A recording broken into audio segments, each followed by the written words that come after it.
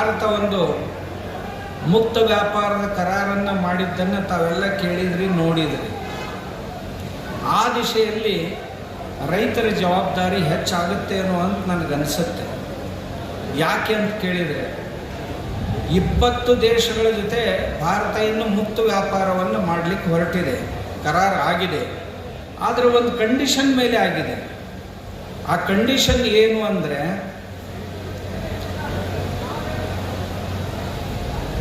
ಯಾವುದೇ ಒಕ್ಕಲುತನ ಉತ್ಪಾದನೆಯನ್ನು ಯುರೋಪಿಯನ್ ದೇಶಗಳಿಗೆ ಕಳಿಸೋದಾದರೆ ಅದು ರಸಾಯನ ಮುಕ್ತವಾಗಿರಬೇಕು,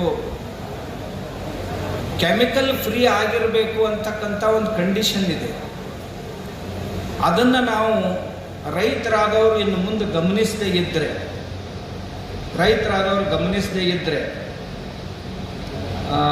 ನನಗನ್ನಿಸುತ್ತೆ ನಾವು ಕೃಷಿ ಮಾಡೋದು ಬಹಳ ಕಷ್ಟ ಆಗುತ್ತೇನೋ ಅಂತ ಮುಂದೆ. ಯಾಕೆಂದರೆ ಇವತ್ತು ಸಹಿತ ಪ್ರತಿ ದಿವಸ ಒಂದು 20ರಿಂದ 30 ಕಂಟೈನರ್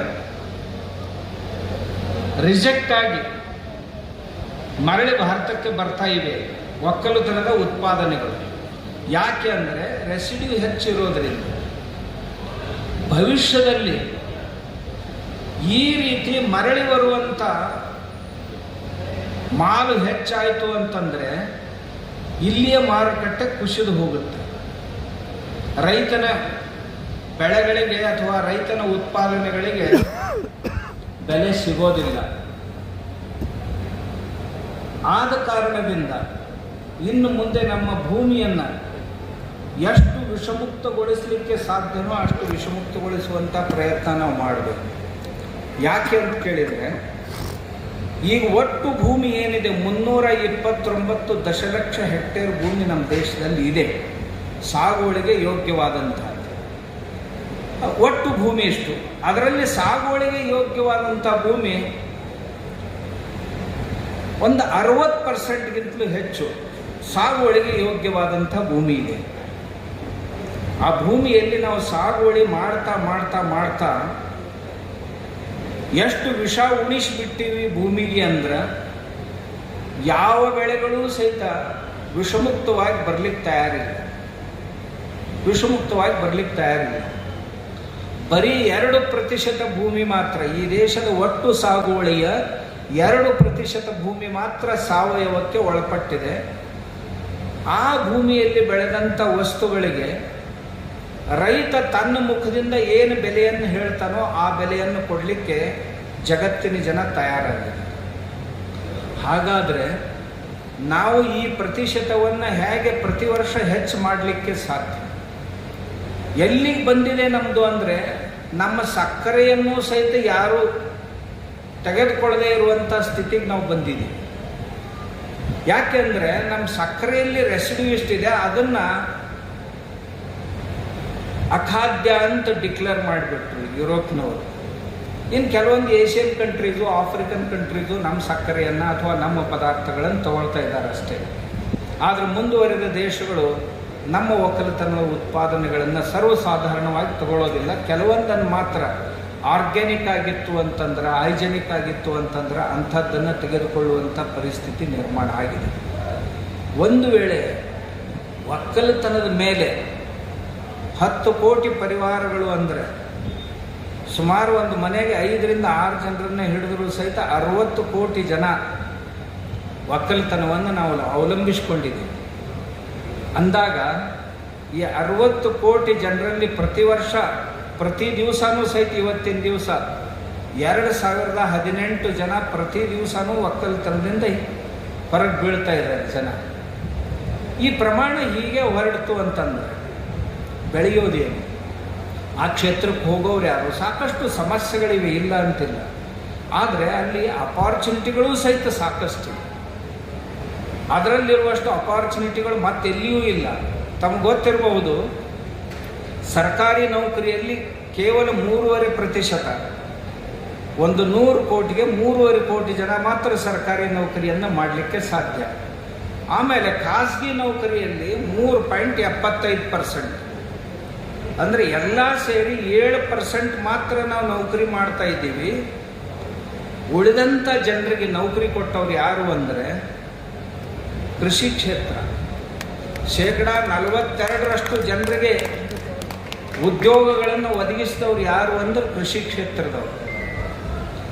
ಹೀಗಿರುವಾಗ ಈ ಕೃಷಿ ಕ್ಷೇತ್ರವನ್ನು ನಾವು ಶ್ರೀಮಂತ ಮಾಡದೇ ಇದ್ದರೆ, ಕೃಷಿ ಕ್ಷೇತ್ರದಲ್ಲಿ ನಾವು ಬೆಳವಣಿಗೆಯನ್ನು, ಅಭಿವೃದ್ಧಿಯನ್ನು ಕಾಣದೇ ಇದ್ದರೆ ದೇಶಕ್ಕೆ ಏನು ಪರಿಸ್ಥಿತಿ ಬರಬಹುದು ಅನ್ನೋದನ್ನು ನಾವು ಲೆಕ್ಕ ಹಾಕಬೇಕು. ಆದ್ದರಿಂದ ಪ್ರತಿ ದಿವಸನೂ ನಾವು ವಿಚಾರ ಮಾಡಬೇಕು, ನಮ್ಮ ಭೂಮಿಯನ್ನು ಹೇಗೆ ವಿಷಮುಕ್ತ ಮಾಡಲಿಕ್ಕೆ ಸಾಧ್ಯ. ಒಂದು ಭೂಮಿ ವಿಷ ಅಂತ ಹೊರಟಿದೆ. ಎರಡನೇದ್ದು, ವಿಪರೀತವಾಗಿ ನೀರನ್ನು ಬಳಸಿ ನಾವು ಏನು ಬೆಳೀತಾ ಇದ್ದೀವಿ ಅದನ್ನು ನೋಡಬೇಕು. 1 kg ಅಕ್ಕಿ ತಯಾರು ಮಾಡಲಿಕ್ಕೆ ಸುಮಾರು 35,000 ರಿಂದ 40,000 ಲೀಟ್ರ್ ನೀರು ಬೇಕು 1 kg ಅಕ್ಕಿಗೆ. 1 kg ಸಕ್ಕರೆ ತಯಾರು ಮಾಡಲಿಕ್ಕೆ ಅದಕ್ಕಿಂತಲೂ ಹೆಚ್ಚು ನೀರು ಬೇಕು, 40,000 ರಿಂದ 50,000 ಲೀಟ್ರ್ ನೀರು ಬೇಕಾಗುತ್ತೆ. ಇಷ್ಟೆಲ್ಲ ಮಾಡಿ 40,000 ಲೀಟ್ರು 30,000 ಲೀಟ್ರ್ ನೀರು ಖರ್ಚು ಮಾಡಿ 1 kgಗೆ ನಾವು ಪಡೆಯುವಂಥ ಬೆಲೆ ಎಷ್ಟು? ಅಕ್ಕಿ ಮಾರಾಟ ಮಾಡಿದರೆ ಒಂದು 25 ರೂಪಾಯಿ ಸಿಗುತ್ತೆ. ಸಕ್ಕರೆ ಮಾರಾಟ ಮಾಡಿದರೂ ಸಹಿತ 40,000 ಲೀಟ್ರ್ ನೀರು ಖರ್ಚು ಮಾಡಿ 40 ರೂಪಾಯಿ ಗಳಿಸ್ತಾ ಇದ್ದೀವಿ. ಆದರೆ ನಮ್ಮ ದೇಶಕ್ಕೆ ಬೇಕಾಗುವಂಥ ಬೇಳೆಕಾಳುಗಳಾಗಿರ್ಬೋದು ಅಥವಾ ಎಣ್ಣೆ ಕಾಳುಗಳಾಗಿರ್ಬೋದು, ಇವುಗಳನ್ನು ನಾವು ಖರೀದಿ ಮಾಡುವಾಗ ಇವುಗಳನ್ನು ಬೆಳೆಯೋದಕ್ಕೆ ಬೇಕಾಗುವ ನೀರು 1 kgಗೆ ಬರೀ 6,000 ಲೀಟ್ರ್. 3 ರಿಂದ 6,000 ಲೀಟ್ರ್ನಲ್ಲಿ ಬೇಳೆಕಾಳುಗಳು, ಎಣ್ಣೆ ಕಾಳುಗಳು ಬರ್ತವೆ. ಅವುಗಳನ್ನು ನಾವು ಖರೀದಿಸ್ತಾ ಇರುವಂಥ ರೇಟ್ ಏನು ಅಂದರೆ 100 ರಿಂದ 150 ರೂಪಾಯಿ. 40,000 ಲೀಟ್ರ್ ನೀರು ಖರ್ಚು ಮಾಡಿ 30 ರೂಪಾಯಿನಲ್ಲಿ ಅಥವಾ 25 ರೂಪಾಯಿನಲ್ಲಿ 1 kg ವಸ್ತುವನ್ನು ನಾವು ಕಳಿಸ್ತಾ ಇದ್ದೀವಿ, ಎಕ್ಸ್ಪೋರ್ಟ್ ಮಾಡ್ತಾ ಇದ್ದೀವಿ. ಆದರೆ ಮತ್ತೊಂದು ದೇಶದಿಂದ ಇಂಪೋರ್ಟ್ ಮಾಡ್ತಾ ಇರುವಂಥ ವಸ್ತುಗಳ ಬೆಲೆ ಎಷ್ಟು ಅಂದರೆ, ಅವರು ನೀರು ಖರ್ಚು ಮಾಡಿದ್ದು ಬರೀ 6,000 ಲೀಟ್ರು. ಆದರೆ ಅದರಿಂದ ನಾವು ಖರ್ಚು ಮಾಡ್ತಾ ಇರುವಂಥ ಹಣ 100 ರಿಂದ 150 ರೂಪಾಯಿ. ಇದನ್ನು ರೈತರು ಚೆನ್ನಾಗಿ ಅರ್ಥ ಮಾಡಿಕೊಳ್ಳದೇ ಇದ್ದರೆ ನಮ್ಮ ಕೃಷಿ ಬಹಳ ದಿವಸ ಉಳಿಯುತ್ತೆ ಅಂತ ಅನಿಸೋದಿಲ್ಲ. ನಮಗೀಗ ಸುಲಭ ಅನ್ನಿಸ್ಬೋದು ಸ್ವಲ್ಪ. ಏನ್ರಿ ಭತ್ತ ಒಂದು ಸಾರಿ ನಾಟಿ ಮಾಡಿಬಿಟ್ರೆ ಸಾಕು, ನೀರು ಹಾಯಿಸ್ತಾ ಹೋಗೋದು ಅಷ್ಟೇ ಅಂತ ತಿಳ್ಕೊಂಡಿದ್ದೀವಿ. ಏನ್ರಿ ಒಂದು ಸಾರಿ ಕಬ್ಬು ಹಚ್ಚಿಬಿಟ್ರೆ ಸಾಕು, ನೀರು ಹಾಯಿಸ್ತಾ ಹೋಗೋದು, ಆಮೇಲೆ ಕಟಾವಿಗೆ ಹೋಗೋದು ಅಂತ ನಾವು ತಿಳ್ಕೊಂಡಿದ್ದೀವಿ. ಆದರೆ ನಮ್ಮಲ್ಲಿಯೇ ಇವುಗಳನ್ನು ಬೇರೆ ಬೇರೆ ರೀತಿಯ ಬೆಳೆಗಳನ್ನು ತಗೊಂಡ್ರೆ ನಾವು ಇದರಲ್ಲೇ ಒಂದು ಒಳ್ಳೆಯ ಅವಕಾಶಗಳನ್ನು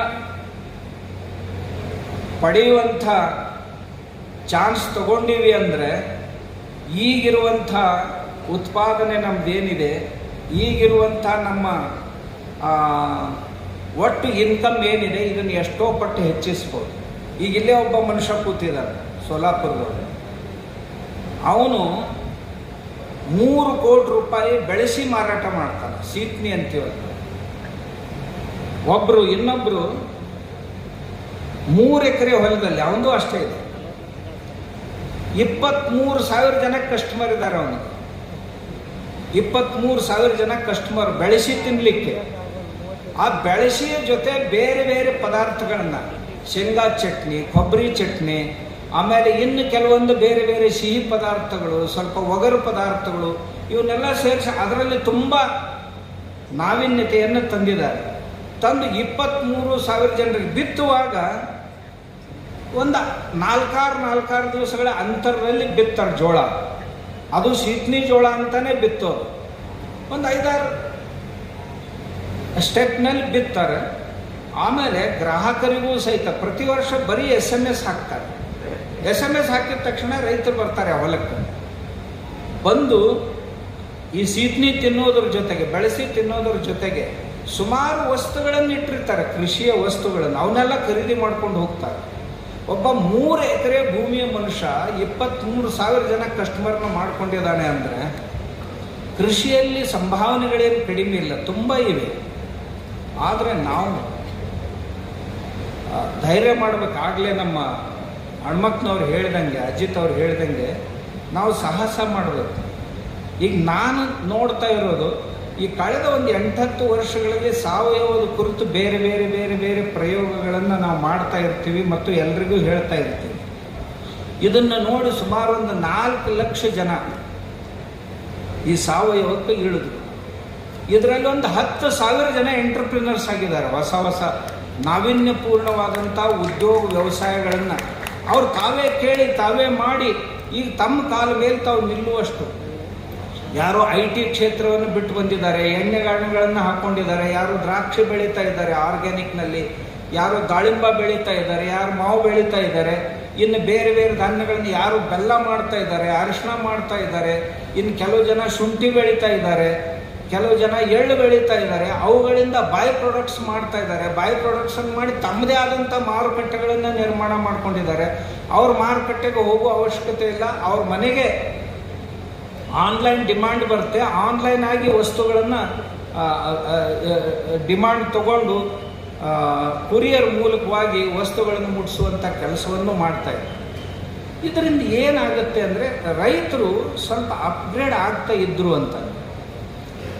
ಒಕ್ಕಲ್ತನದ ಉತ್ಪಾದನೆಗಳಂತೇನಿವೆ ಅವುಗಳ ಉತ್ಪಾದನಾ ಖರ್ಚನ್ನು ಕಡಿಮೆ ಮಾಡಿ ನಾವು ಎಷ್ಟು ಸಾಧ್ಯನೋ ಅಷ್ಟು ಪ್ರೊಸೆಸಿಂಗ್ ಮಾಡಿ, ಕಚ್ಚಾ ವಸ್ತುಗಳನ್ನು ಮಾರಾಟ ಮಾಡದೆ ಪ್ರೊಸೆಸಿಂಗ್ ಮಾಡಿ. ಎಷ್ಟು ಪ್ರೊಸೆಸಿಂಗ್ ಮಾಡ್ಬೋದು ಅಂದ್ರೆ ನಮ್ಮಲ್ಲಿ ನಮ್ಮ ಕೃಷಿ ವಿಜ್ಞಾನ ಕೇಂದ್ರದಲ್ಲಿ ಒಂದು 18,000 ಜನ ಹೆಣ್ಮಕ್ಕಳಿಗೆ ಬೇರೆ ಬೇರೆ ಬೇರೆ ಬೇರೆ ನಾವು ಟ್ರೈನಿಂಗ್ಗಳನ್ನು ಕೊಡ್ತೀವಿ. ಕೊಟ್ಟರೆ ಅದರಲ್ಲಿ ಕೆಲವು ಜನ ಹೆಣ್ಮಕ್ಳಿಗೆ ಈ ಮಸಾಲೆಗಳ ಪದಾರ್ಥಗಳನ್ನು ತಮ್ಮ ಹೊಲದಲ್ಲೇ ಬೆಳೆದು ಮಸಾಲೆಯನ್ನು ತಯಾರು ಮಾಡಿ ಸುಮಾರು 10-12 ಪ್ರಕಾರದ ಇಡ್ಲಿ ಮಸಾಲೆ ಬೇರೆ, ದೋಸೆ ಮಸಾಲೆ ಬೇರೆ, ಸಾರು ಮಾಡೋ ಮಸಾಲೆ ಬೇರೆ, ಕಟ್ ನಾಮ್ರ ಮಾಡೋ ಮಸಾಲೆ ಬೇರೆ, ಹೀಗೆ 10-12 ಪ್ರಕಾರದ ಮಸಾಲೆಗಳನ್ನು ತಯಾರು ಮಾಡಿ ವರ್ಷಕ್ಕೆ 1 ಕೋಟಿ ರೂಪಾಯಿ ಬಿಸ್ನೆಸ್ ಮಾಡ್ತಾ ಇದ್ದಾರೆ. ಕನಿಷ್ಠ 1 ಕೋಟಿ ರೂಪಾಯಿ ಬಿಸ್ನೆಸ್ ಮಾಡ್ತಾ ಇದ್ದಾರೆ ತುಂಬ ಜನ. ನಾವು ಮನಸ್ಸು ಮಾಡಿದ್ರೆ ಏನು ಮಾಡ್ಲಿಕ್ಕೆ ಆಗೋದಿಲ್ಲ. ಒಂದು ಬಾಟ್ಲಿ ಬೇಕು ಅವನಿಗೆ ಹೇಳೋರು. ಆಮೇಲೆ ಮೊದಲು ನಮ್ಮ ಹೊಲ ಇಲ್ಲ, ನಮ್ಮ ಭೂಮಿ ಇಲ್ಲ, ನಾವು ಹೇಗೆ ಮಾಡಬೇಕು ಅಂತಿದ್ರು ಕೆಲವು ಜನ. ಇತ್ತೀಚೆಗೆ ಯುವಕರು ಭೂಮಿಯನ್ನು ಬಾಡಿಗೆಯಿಂದ ತಗೊಂಡು ಅದರಲ್ಲಿ ಸಾವಯವ ಕೃಷಿಯನ್ನು ಮಾಡಿ 4-6 ಹಸುಗಳನ್ನು ಇಟ್ಕೊಂಡು, ಇದೇ ಸಂದರ್ಭದಲ್ಲಿ ತಮಗೆ ಹೇಳಲಿಕ್ಕೆ ಇಚ್ಛಪಡ್ತೀನಿ, ನಾವು ನಮ್ಮ ಆಶ್ರಮದಲ್ಲಿ ನಮ್ಮ ಮಠದಲ್ಲಿ ಗೋಶಾಲೆಯನ್ನು ಪ್ರಾರಂಭ ಮಾಡಿದ ನಂತರ ಇವತ್ತಿನವರೆಗೆ 2,000 ಗೋಶಾಲೆಗಳ ಆರಂಭ ಆಗಿದೆ. ಯಾರೂ ಹಾನಿಯಲ್ಲಿಲ್ಲ. ಈಗ ನಮ್ಮ ಹತ್ರ ನೇರವಾಗಿ 18 ರೂಪಾಯಿ kg ಸಗಣಿಯ ಪುಡಿಯನ್ನು ತಗೊಂಡು ಎಕ್ಸ್ಪೋರ್ಟ್ ಮಾಡ್ಲಿಕ್ಕೆ ತಯಾರಾದ್ರೆ ಕೊಡುವವ್ರು ಯಾರಿದ್ರೂ ಸರಿ ಅವ್ರಿಗೆ ನಾನು ಭೇಟಿ ಮಾಡಿಸ್ಕೊಡ್ತೇನೆ. ಆದರೂ ಕೊಡೋದು ಒಳ್ಳೆಯದಲ್ಲ ಅಂತ ನನ್ನ ಅಭಿಪ್ರಾಯ. ನಾವೇ ಪ್ರೊಸೆಸ್ ಮಾಡಿದರೆ ಆಗಲೇ ನಮ್ಮ ಅಜಿತ್ ಅವ್ರು ಹೇಳ್ದಂಗೆ 1 kg 400-600 ರೂಪಾಯಿಯನ್ನು ನಾವು ಪ್ರೊಸೆಸ್ ಮಾಡಿ ಮಾರಾಟ ಮಾಡಿದರೆ ಪಡಿಬೋದು. ಆದರೆ ಮಾರ್ಕೆಟ್ ಮಾಡಲಿಕ್ಕೆ ಆರಂಭದಲ್ಲಿ ಆಗದೇ ಇದ್ದರೆ 18 ರೂಪಾಯಿ kg ಪುಡಿ, ಒಣಗಿದ ಸಗಣಿಯ ಪುಡಿಯನ್ನು, ಅದು ಹಸುಗಳ ಕಾಲಲ್ಲೇ ಒಣಗಿರ್ಬೇಕು. ಆದ್ದರಿಂದ ಮುಕ್ತ ಸಂಚಾರ ಪದ್ಧತಿಯ ಗೋಶಾಲೆಗಳನ್ನು ಕಟ್ಟಬೇಕು ನಾವು. ಅವುಗಳಿಗೆ ಏನೂ ಖರ್ಚಿಲ್ಲ. 2 ಹೊತ್ತು ಊಟಕ್ಕೆ ನೀರು ಕೊಟ್ಟರೆ ಸಾಕು. ಮುಂಜಾನೆ ಒಂದು ಸಾರಿ ಮೇವು ಹಾಕಿ ನೀರು ಅಲ್ಲೇ ಇಟ್ಟು ಬಿಡೋದು, ಸಾಯಂಕಾಲ ಒಂದು ಸಾರಿ ಮೇವು ಹಾಕಿಬಿಡೋದು. ನೀರಂತರೂ ಇದ್ದೇ ಇರುತ್ತೆ. ಸಗಣಿ ಎಲ್ಲೋ ಬೀಳುತ್ತೆ, ಅದನ್ನು ತುಳಿದಾಡ್ತಾ ಇರುತ್ತೆ. ಆ ತುಳಿದಾಡಿದಂಥ ಸಗಣಿ ಏನಿದೆ ಅಲ್ಲ, ಅದಕ್ಕೆ 18 ರೂಪಾಯಿ 1 kg. ಅದು ಆಸ್ಟ್ರೇಲಿಯಾಕ್ಕೆ ಹೋಗ್ತಾ ಇದೆ, ಅರಬ್ ದೇಶಗಳಿಗೆ ಹೋಗ್ತಾ ಇದೆ ಸಗಣಿ. ನಮ್ಮ ದೇಶ ಬಡವಾಗುತ್ತೇನೋ ಅನ್ನೋ ಒಂದು ಚಿಂತೆ ನಮ್ಗೆ ಅಷ್ಟೇ. ಅದರಿಂದ ಯಾಕೆಂದರೆ ನಮ್ಮ ಭೂಮಿ ಎಷ್ಟು ಬಡವಾಗಿದೆ ಇವತ್ತಿನ ದಿವಸ ಅಂದರೆ, ಆ ಭೂಮಿಯಿಂದ ನಾವು ಏನನ್ನೂ ತೆಗೆದುಕೊಳ್ಳಿಕ್ಕೆ ಸಾಧ್ಯ ಇಲ್ಲ. ರಾಸಾಯನಿಕ ಗೊಬ್ಬರಗಳನ್ನು ಹಾಕಿ ಹಾಕಿ ಹಾಕಿ ಹಾಕಿ ಭೂಮಿ ಕಾಂಪ್ಯಾಕ್ಟ್ ಆಗಿದೆ. ಎಷ್ಟೇ ಮಳೆ ಬಿದ್ದರೂ ಸಹಿತ 10% ನೀರು ಭೂಮಿಯೊಳಗೆ ಇಳಿತಾ ಇಲ್ಲ. ಎಲ್ಲ ನೀರು ಓಡಿ ಹೋಗ್ತಾ ಇದೆ. ಇದೇ ರೀತಿ ಓಡಿ ಹೋಗ್ತಾ ಹೋಗ್ತಾ ಹೋಗ್ತಾ ಪರಿಸ್ಥಿತಿ ಏನಾಗ್ಬೋದು ಅಂದರೆ, ಈಗ ಸುಮಾರು 600-800-1000 ಫೀಟ್ ಕೆಳಗೆ ಹೋಗಿದೆ ನೀರು. ನಾವು ಕೆಳಗಿನ ನೀರು ಜಗ್ಗಿ ಯಾಕಂದ್ರೆ ಹೊಸ ನೀರು ಕೆಳಗೆ ಇಳಿತಾ ಇಲ್ಲ. ನೀರು ಇಳಿಸುವವರು ಯಾರು ಅಂದರೆ ಗಿಡಗಳು ಮತ್ತು ಸಾಯಿಲ್ ಕಾರ್ಬನ್. ಆರ್ಗ್ಯಾನಿಕ್ ಕಾರ್ಬನ್ ಅಂತ ಏನು ಕರಿತೀವಿ, ಸಾವಯವ ಇಂಗಾಲ, ಇವೆರಡೇ ನೀರನ್ನು ಇಳಿಸು. ಅವು ಇಳಿಸೋದ ಬಿಟ್ಬಿಟ್ಟು ನೀರೆಲ್ಲ ಹರ್ಕೊಂಡು ಹೋಗ್ಬಿಡ್ತು. ಅಲ್ಲಿಂದ ಮಹಾಪೂರಗಳು ಬರ್ತಾವೆ, ಮತ್ತೇನೇನೋ ಆಗುತ್ತೆ, ಹಾನಿ ಆಗುತ್ತೆ. ಒಂದು ವೇಳೆ ಭೂಮಿಯನ್ನು ಸುಧಾರಣೆ ನಾವು ಮಾಡುವಂಥ ಮನಸ್ಸನ್ನು ಮಾಡಿದ್ದೀವಿ ಅಂದರೆ, ಭೂಮಿಯನ್ನು ವಿಷಮುಕ್ತಗೊಳಿಸೋದನ್ನು ಬಿಟ್ಟರೆ ದೊಡ್ಡ ದೊಡ್ಡ ಡ್ಯಾಮ್ಗಳನ್ನು ಕಟ್ಟೋದನ್ನು ತಪ್ಪಿಸ್ಬೋದು. ಒಂದು ಡ್ಯಾಮ್ ಕಟ್ಟಬೇಕಾದ್ರೆ 10,000 ಕೋಟಿ, 20,000 ಕೋಟಿ, 60,000 ಕೋಟಿ, ಲಕ್ಷ ಕೋಟಿ ಹಣ ತೊಡಗಿಸ್ಬೇಕು. ಸಾವಿರಾರು ಹಳ್ಳಿಗಳನ್ನು ಸ್ಥಳಾಂತರ ಮಾಡಬೇಕಾಗತ್ತೆ, ಅರಣ್ಯ ನಾಶ ಆಗುತ್ತೆ. ಅಷ್ಟೇ ನೀರನ್ನು ಭೂಮಿಯೊಳಗೆ ಹಿಡಿದು ಇಡಬೇಕಾಗಿತ್ತು ಅಂತಂದರೆ, ಬರೀ ಸಾವಯವ ಪದ್ಧತಿಯಿಂದ ಕೃಷಿಯನ್ನು ಮಾಡಿದರೆ ಮಣ್ಣಿನಲ್ಲಿ ಸಾಯಿಲ್ ಕಾರ್ಬನ್ ನಾವು ಹೆಚ್ಚು ಮಾಡಿದ್ದೀವಿ ಅಂದರೆ ಪ್ರತಿಯೊಂದು ಸ್ಕ್ವೇರ್ ಫೀಟ್ನಲ್ಲಿ ಬಿದ್ದಂಥ ಮಳೆ ನೀರನ್ನು ಹಿಡಿದಿಟ್ಟದ್ದನ್ನು ತಾವು ನೋಡಿದರೆ ತಮ್ಮ ವಿಶ್ವಾಸನೇ ಅನಿಸೋದಿಲ್ಲ. ಎಷ್ಟೋ ಡ್ಯಾಮ್ಗಳ ನೀರನ್ನು ನಾವು ಕೇವಲ ಮಣ್ಣಿನಲ್ಲಿ ಹಿಡಿದಿಡ್ಬೋದು. ಆ ನಂತರ ಆ ನೀರು ಹೇಗೆ ಮೇಲಿಂದ ನೀರು ಬತ್ತುತ್ತಾ ಹೋಗುತ್ತಲ್ಲ, ಹಾಗೆ ಕೆಳಗಿಂದ ನೀರು ತಾನೇ ಆ ಬೆಳೆಗಳಿಗೆ ಸಿಗ್ತಾ ಹೋಗುತ್ತೆ. ಈಗ ನಾವೇನು 3 ದಿನಗಳಿಗೊಮ್ಮೆ 6 ದಿನಗಳಿಗೊಮ್ಮೆ ನೀರು ಕೊಡ್ತೀವಲ್ಲ, ಅದನ್ನು ಕೊಡೋದು ಬಿಟ್ಟು ತಿಂಗಳಿಗೆ ಒಂದು ಸಾರಿ ನೀರು ಕೊಟ್ಟರು ಸಾಕು, 3 ಅಥವಾ 4 ನೀರಿನಲ್ಲಿ ಬೆಳೆಗಳು ಬಂದ್ಬಿಡ್ತವೆ. ಅಂದರೆ ಸಾವಯವ ಪದ್ಧತಿಯಿಂದ ನಾವು ಕೃಷಿ ಮಾಡಿದ್ದೇ ಆದರೆ ಅದರ ಅನುಕೂಲತೆಗಳು ಸಾಕಷ್ಟು. ಆಮೇಲೆ ವಿಷಮುಕ್ತವಾದಂಥ ಅನ್ನ ಬಂತು ಅಂದರೆ, ನಾನು ಇನ್ನೊಂದು ಮಾತನ್ನು ಹೇಳ್ತಿರ್ತೀನಿ, ಸಾವಯವ ಪದ್ಧತಿಯಲ್ಲಿ ಬೆಳೆದೇವಿ ಅಂದರೆ ಅವುಗಳಿಗೆ, ಆ ಬೆಳೆಗಳಿಗೆ ಯಾವ ಹುಳುಗಳು ಅವುಗಳ ಹತ್ರ ಬರೋದಿಲ್ಲ. ಭೂಮಿಯ ಫಲವತ್ತತೆ ಹೆಚ್ಚಾಯಿತು ಅಂದರೆ ಎಲ್ಲ ಅನ್ನದ್ರವ್ಯಗಳು ಬೆಳೆಗಳಲ್ಲಿ ಹೆಚ್ಚಾಗಿ ಬಂದು ಅಂದರೆ ಯಾವ ಹುಳುಗಳು ಆ ಬೆಳೆ ಹತ್ರ ಬರೋದಿಲ್ಲ. ಯಾಕೆ ಅಂದರೆ ಆ ಸಣ್ಣ ಸಣ್ಣ ಜೀವಗಳಿಗೆ ಆ ಬೆಳೆಯಲ್ಲಿರುವಂಥ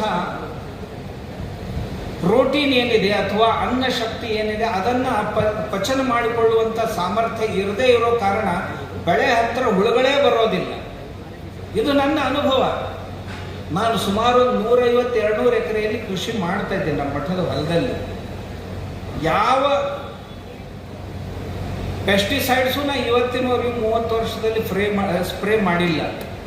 ಆಮೇಲೆ ಬದುವಿನಲ್ಲಿ ಮಾತ್ರ ಯಾವ ಗಿಡಗಳನ್ನು ಕಡಿಯೋದಿಲ್ಲ, ಯಾವ ಮೇವನ್ನು ಕತ್ತರಿಸೋದಿಲ್ಲ, ನಾನು ಯಾವ ಕಂಟಿಗಳನ್ನು ತೆಗೆದು ಹಾಕೋದಿಲ್ಲ. ಹಾಗೆ ಇಟ್ಟಿರೋದ್ರಿಂದ ನಮ್ಮ ಬೆಳೆಗಳಿಗೆ ಬರುವಂಥ ಶತ್ರು ಕೀಟಗಳು ಏನಿವೆ ಅವುಗಳನ್ನು ಮುಗಿಸಿ ಹಾಕುವಂಥ ಮಿತ್ರ ಕೀಟಗಳಂತೇನಿವೆ ಅವು ಆ ಬದುವಿನಲ್ಲಿರುವಂಥ ಕಂಟಿಗಳ ಕೆಳಗೆ ಹುಲ್ಲಿನ ಕೆಳಗೆ ತಮ್ಮ ತತ್ತಿಗಳನ್ನು ಹಾಕಿ ಸಂತಾನ ವೃದ್ಧಿಯನ್ನು ಮಾಡಿಕೊಳ್ತಾವೆ. ಅದರಿಂದಾಗಿ ಯಾವುದೇ ಹುಳುಗಳು ನಮ್ಮ ಹೊಲಕ್ಕೆ ಬಂದರೆ ಅವು ಪರಸ್ಪರ ಅವರೇ ಕೆಲಸ ಮಾಡಿಬಿಡ್ತಾರೆ. ಹೀಗಾಗಿ ನಾವು ಆ ಬೆಳೆಗಳಿಗೆ ಏನೂ ರಕ್ಷಣೆ ಕೊಡುವಂಥ ಅವಶ್ಯಕತೆ ಇಲ್ಲ.